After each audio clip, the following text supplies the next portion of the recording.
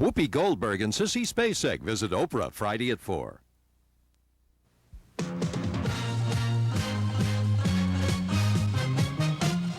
Action News, Delaware Valley's leading news program, with Gary Papa, Dave Roberts, and Jim Gardner.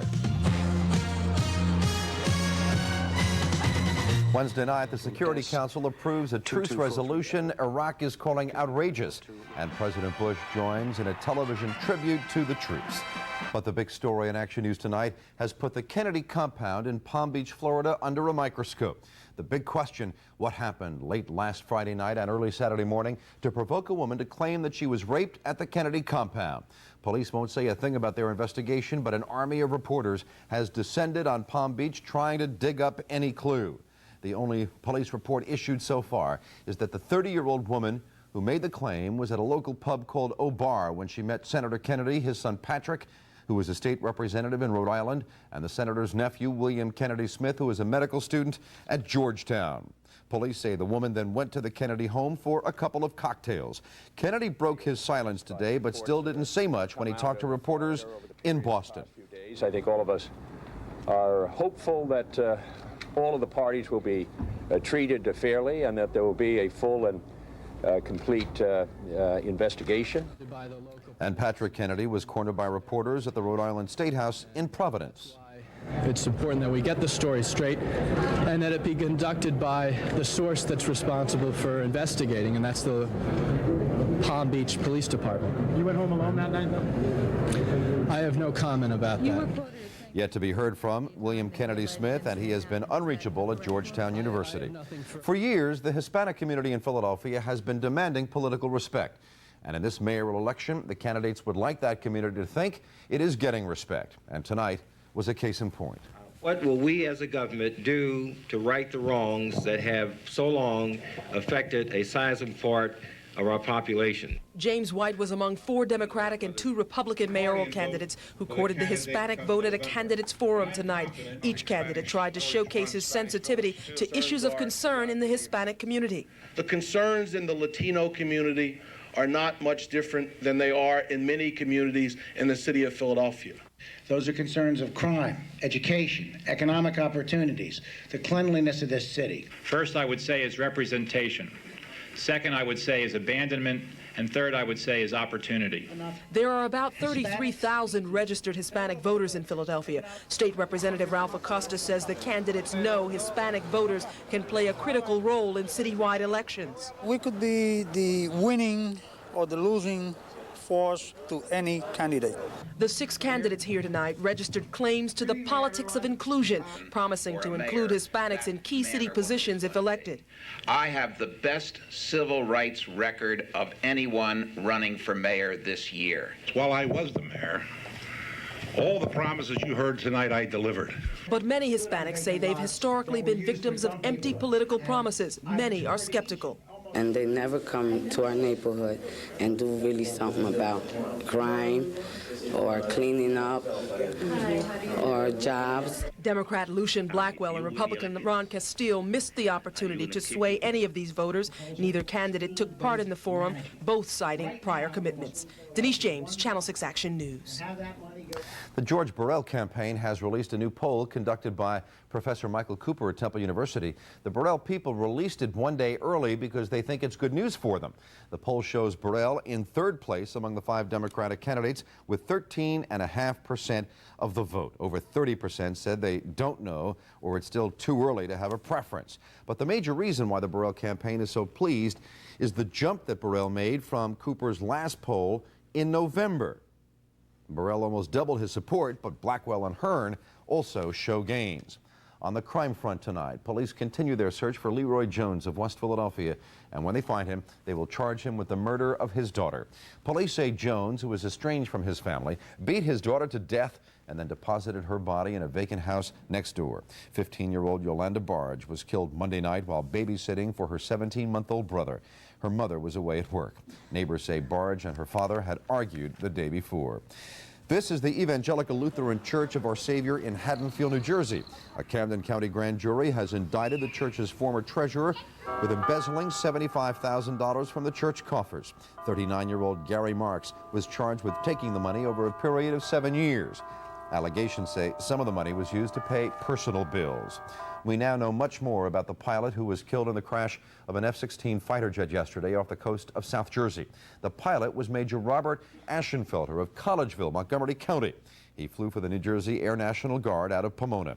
Investigators still don't know why his plane crashed into the Atlantic 50 miles southeast of Atlantic City.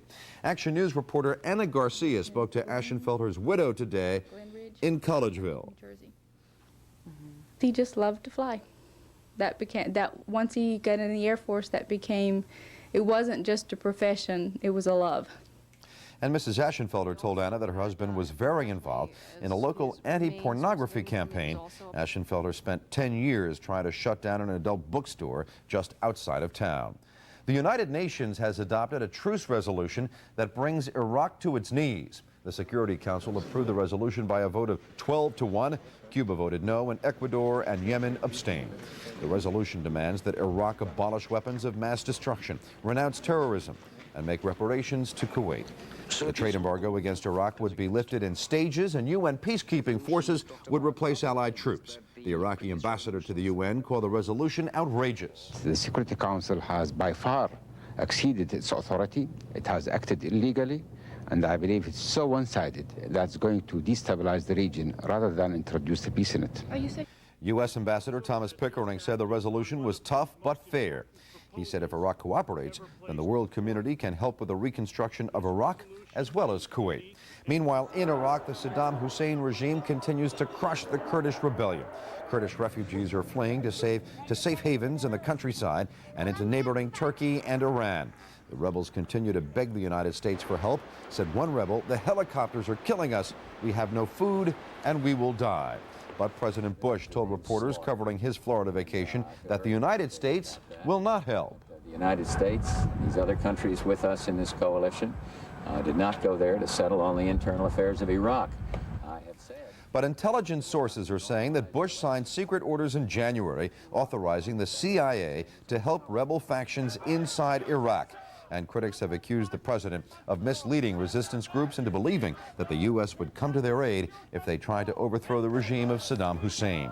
Meanwhile, those oil fires continue to burn in Kuwait, and today a group of scientists called on the U.S. military to clear the Kuwaiti oil fields of mines.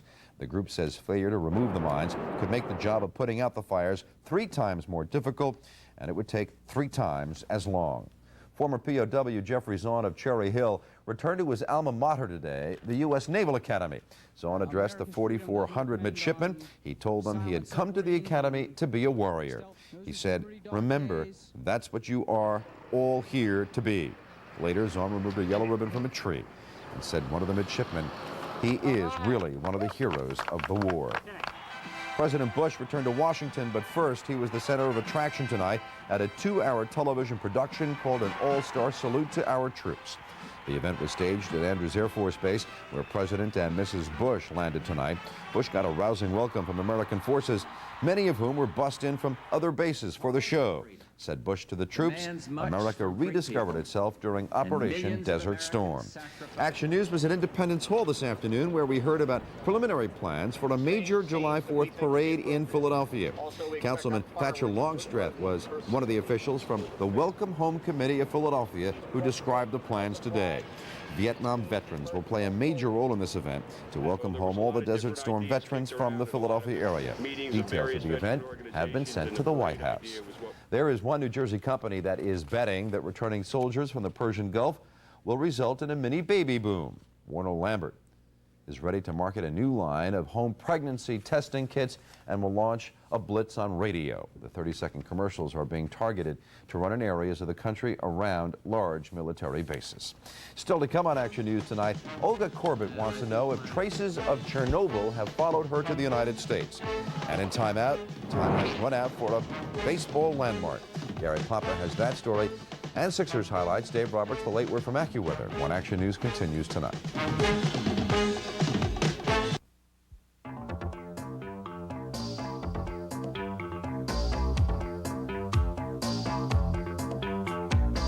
Ah, those dependable Hondas.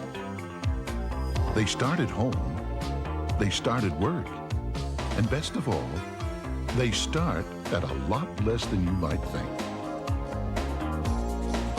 Buy a 1991 Honda today. At these prices, what's stopping you?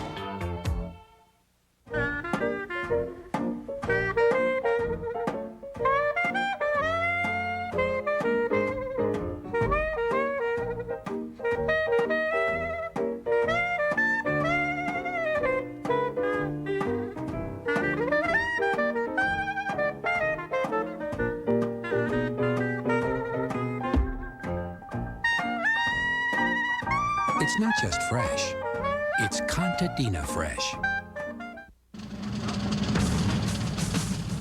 Alignment, know our assignment, and go out and do it with some aggressiveness. Why is it that some people constantly manage to reach heights others can only dream of? A few towns in western Pennsylvania have produced more football legends than any other place. We play with poison. Dan Marino, We know at the end of this Johnny Unitas, George Blanda. What is it about these towns that gives birth to such greatness? Fierce pride, tradition, an obsession with excellence? The very things that drive us at Ford Motor Company. When leadership is in your blood, you push yourself to greater and greater heights. Our 1991 four-door Explorer and Escort have recorded the highest customer satisfaction ratings in our history. And starting right now, you'll be seeing more new models and exciting innovation from Ford and Lincoln Mercury than you've seen in years. America fell in love with Ford in the 80s, and we're going to be even tougher to beat in the 90s. Ford Motor Company. Officials are looking for the cause of a two-alarm fire tonight in West Philadelphia.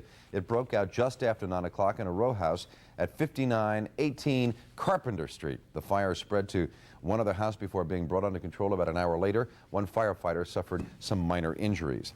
Governor Bob Casey has come up with a component to a budget bailout plan for Pennsylvania, but his Republican critics simply aren't buying it.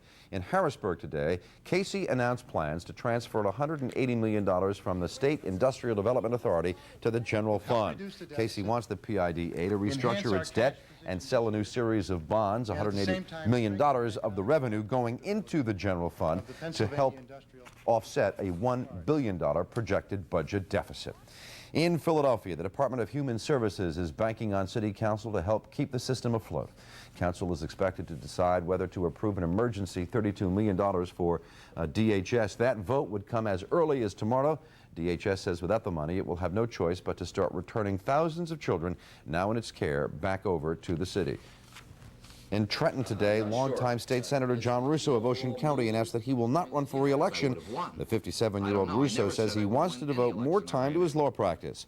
Russo is the third veteran politician to announce his retirement in the past week, joining fellow Democratic Senator Dan Dalton and Republican Assemblyman Chuck Hardwick. Rescuers cleared a major hurdle today in freeing an explorer from the nation's deepest cave. A team of rescuers managed to hoist Emily Davis Wobley on a stretcher and carry her through a treacherous passage of the cave. Mobley broke her leg on Sunday when a boulder fell on it. She is still about a half mile from the cave entrance and could be freed as early as tomorrow. Soviet gymnast Olga Korbut and her family are undergoing tests at a cancer research center in Seattle, Washington. Korbut is worried that they were harmed by radiation from the 1986 Chernobyl nuclear disaster. After initial tests, a physician said there were no immediate signs that Korbut, her husband, or 12-year-old son are suffering health problems linked to the disaster. The gold medal Olympian now lives in New Jersey and has been teaching gymnastics in South Jersey. The literary world tonight is mourning the loss of British author Graham Greene, who died today at the age of 86.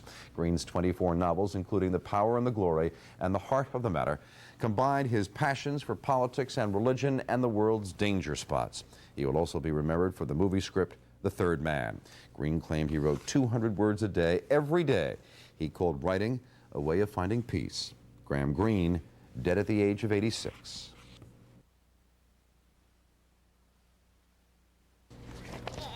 It's one of the most popular shows on television. America's Funniest People is looking for the funniest folks in our area. Hi, I'm Elizabeth Starr. We'll take you to the auditions live on the next AM Philadelphia.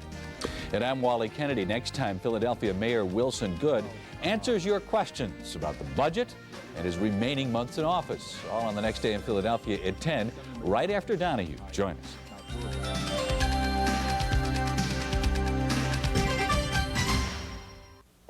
Your post office delivery truck is also a pickup truck because Express Mail has pickup service.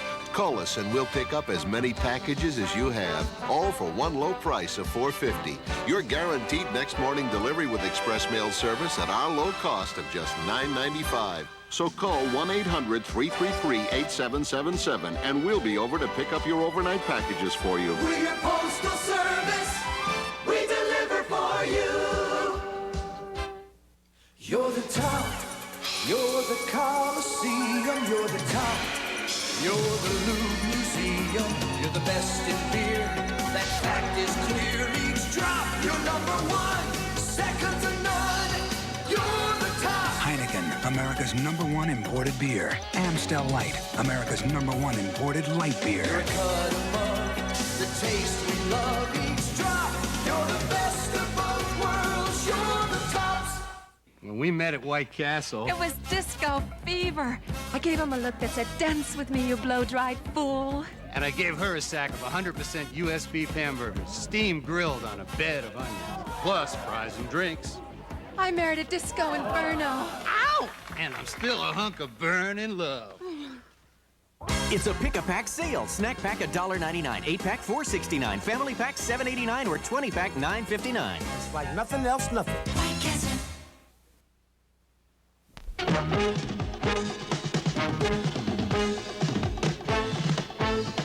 Certainly one of the more inspiring performances by the Sixers this year. It was, because without Barkley, they didn't have Barkley tonight. How with that bad knee? Remember how they played last night. Rick Mahorn also out now tonight. He has a bad heel, but the Sixers somehow survived this one. Armin Gilliam really steps up, as Jim's talking about. 22 points and 12 rebounds for him. Even Jason Williams was tough inside. A big basket here down the stretch. What woke him up today? He had 12 points. Ron Anderson had 27. Sixers have 54 rebounds tonight, and that's why they won the ball game. 107-104. What a difference a night makes for this Philadelphia 76ers. One NBA final, Cleveland crushes the Knicks 95-84. NHL playoffs open tonight. There were some surprises. First, in Pittsburgh, Peter Stastny on the loose right here versus the Penguins. He'll score off to the side.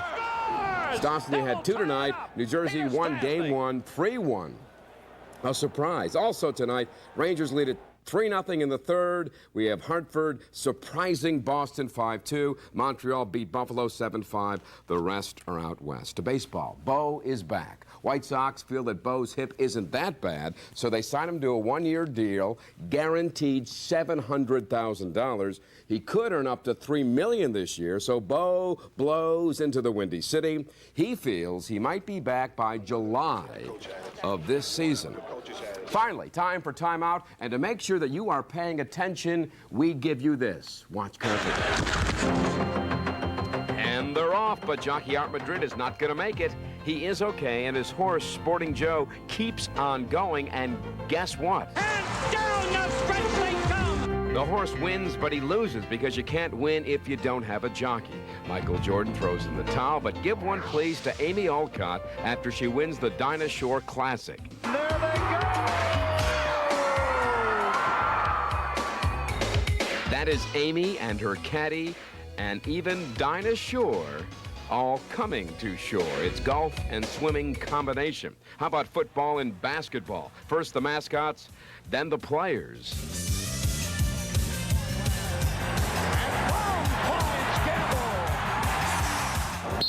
Timeout. Action news.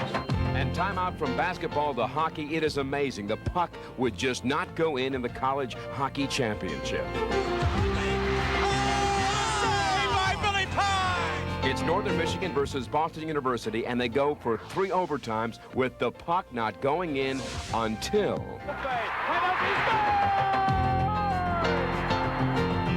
Northern Michigan wins 6-5 in 3 overtimes. Northern Michigan wins, and in college basketball. One shining moment.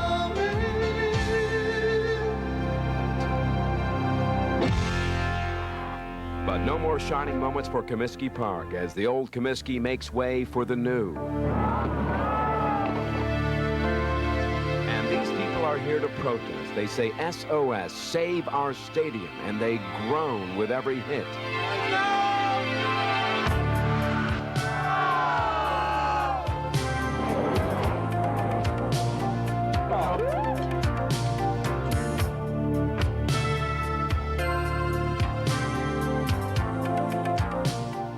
That's progress as they move right next door. They're groaning at the first, then they started getting out their hammers and their picks and got little souvenirs of Comiskey Park in Chicago. All right. Okay. Dave Roberts coming up with the exclusive AccuWeather forecast. And if you think you're funny, Don Pollock has news for you. When Action News continues in just a moment.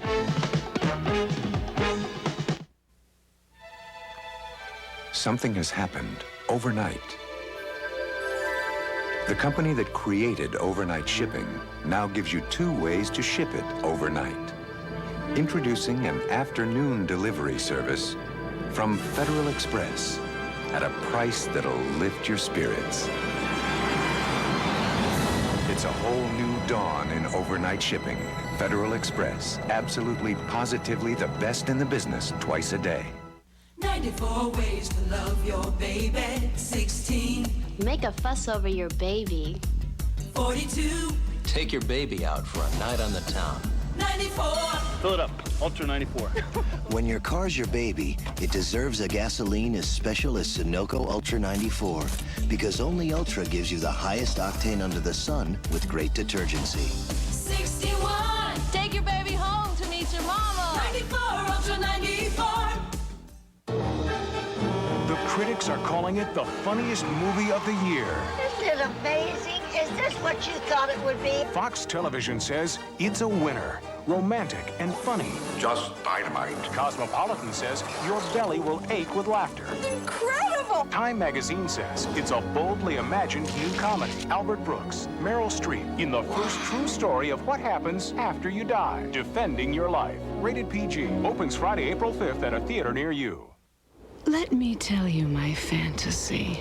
I'm driving with the stereo on, the sunroof's open, just me and Michael winding our way to this little bed and breakfast in my Nissan Stanza. Oh, I know, as fantasies go, it sounds pretty tame. But you should see my real life.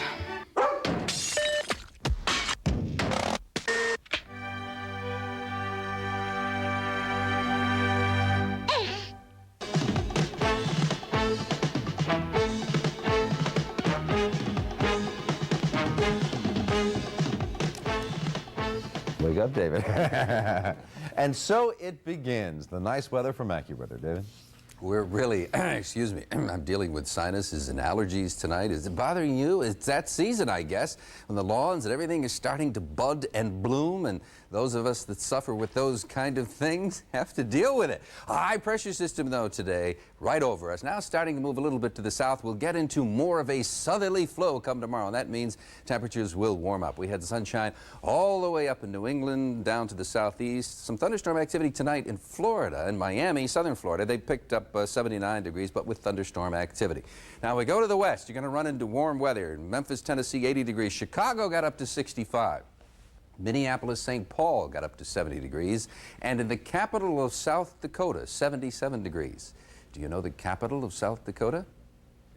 Pierre, that's right. I heard that. Pierre, South Dakota. Very, very good. Frontal system there. It's not cold air, obviously, with these temperatures here. That is coming in our direction. We're also getting warmer weather here from the south. Now, this storm center going to move on into Illinois come tomorrow, so the shower and thunderstorm activity stays with it. The frontal system kind of swinging through could bring us a little spritz on Friday, but all of that is very, very weak as far as we're concerned here in the Delaware Valley. When you look to the rest of the west, it's really basically clear. Northwest, yes, a little precip. Phoenix, 86 degrees today, 77 clean degrees in Los Angeles. We are in the clear. Oh, tomorrow is going to be a terrific Thursday. 33 in the Poconos, 41 in Allentown, 43 in Atlantic City and Cape May. Our low today was 34, the high 57, came at 2 minutes past 3 this afternoon. At 11 o'clock, the present temperature reading is 41 degrees. The relative humidity, 73%. The barometer, 30.55. It's on the rise. Southwesterly winds 5 miles an hour. Water temperatures 47. In the northeast, 40. 41 outside the station, 45 for Center City. 41 at the airport in Camden, 43. The exclusive AccuWeather forecast, clear and chilly tonight. 30 degrees in the suburbs, 40 for Center City. Sunshine, 42 degrees when we start out. We're up to 68, partly sunny tomorrow. More sunshine than anything else. It's partly sunny on Friday. Again, that little spritz possible. 70 degrees, 72. Look at the warm-up, 76. Monday, can it be 80 degrees? That's what the 5-day is indicating. So yes, we are into an excellent weather pattern with warm spring weather, Jim. Thank you, David. Finally tonight, Doug Pollock finds a man for whom comedy is a serious business. You think you work with a bunch of weirdos. This poor guy spends his work day with some of the biggest wackos you've ever seen. My Uncle Jerry Atrick, visiting from Florida, is farsighted. So I help him. He sees me. I'm going, hey, Unky, can you see me? I'm right here now. That's because Mike Dinsmore travels the country as a producer, auditioning hopefuls for the TV show America's Funniest People, one of the season's top-rated hits, and a show based on a very simple premise. A lot of people want to be comedians. I call them closet comedians who are out there, and they have maybe one or two things they do funny. It could be an impression. I believe you should always speak good of the dead. Joan Crawford, she's dead. Good. And that's all they do. But that's perfect for our show.